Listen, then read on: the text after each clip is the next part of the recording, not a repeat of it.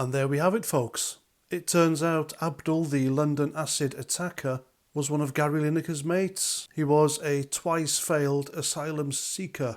And this is just another violent example why we need strict, stringent border controls. We can't be letting anyone just pop into the country because we don't know who the hell they are. And there's thousands of them crossing the channel every day on their little dinghies illegally. Now, some are caught and taken to processing centres, and others, as we learned a few weeks ago, they just disappear into the British countryside, never to be seen again. We need to know who these people are, where they've come from, what their intentions are, and what their criminal past is. These people have filmed themselves on the dinghies crossing the channel, chucking away any identification papers they have. And so the British government, the authorities, they are quite literally taking their word for who they say they are. And this is just, it's utterly dangerous. And some of them have indeed gone on to commit horrible acts. Take the Manchester bomber, for example. He was picked up by the Royal Navy and then was allowed to stay, and the rest is a tragic mess. And the same with Abdul, the London acid attacker.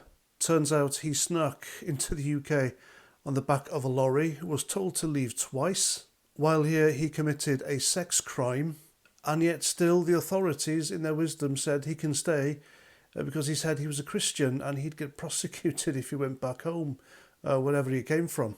And now he's on the run somewhere in England, London, anywhere, after viciously assaulting a young 3-year-old girl and then throwing acid on her family.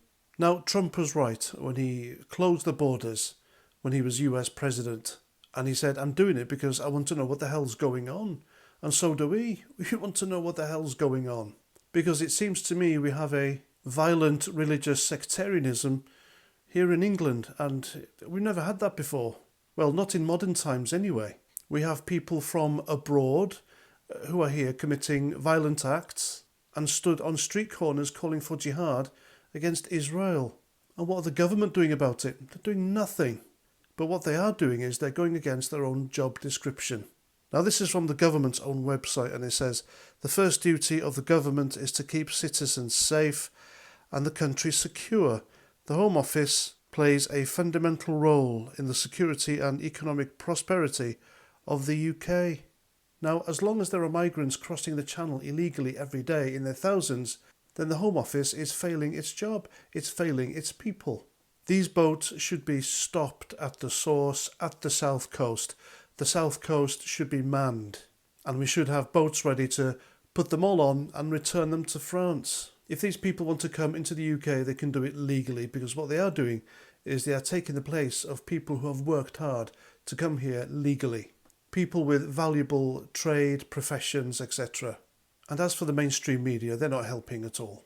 Look at this article. Please hunt for wounded man, for heaven's sake.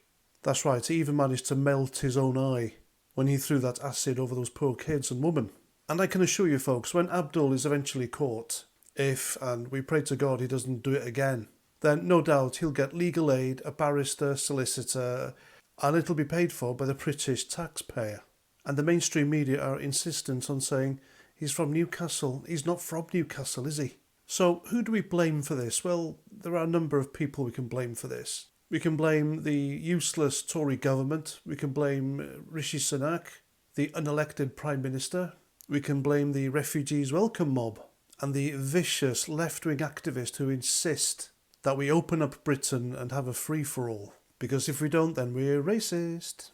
Or maybe we can blame Jeremy Corbyn and Gary Lineker, both advocates for refugees welcome and wants Britain to be open to asylum seekers. And they both protested for his rights to come here, so there's that. And whoever's to blame, what is definitely sure is that we have a radical Islamist problem here in the UK. Only yesterday, Conservative MP Mike Freer has been literally scared out of his job. A democratically elected leader has been effectively removed thanks to death threats by a group called Muslims Against Crusade. I mean, the Crusades ended hundreds of years ago, so why the hell they're still fighting it, I don't know. And why are they here? It's ridiculous. It's disgusting. It's not how we do things in this country. All right, MPs have never been flavour of the month, have they? For quite a long time now. But in a free, liberal, and democratic society, we vote people in and we vote them out if we dislike them or if we're unhappy with them. We don't terrorise them out of their jobs, and we certainly don't send them death threats.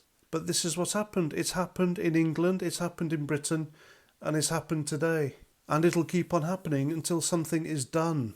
And we unshackle ourselves from the handcuffs made out of political correctness. And I want this guy caught and deported. I don't want him jailed at all. Waste any more taxpayers' cash on looking after this scumbag. I want him deported whence he came. And I want Christian stamped on his paperwork. And that's that. I'm Paz49. Thanks for listening. And until the next time, Roger Trout.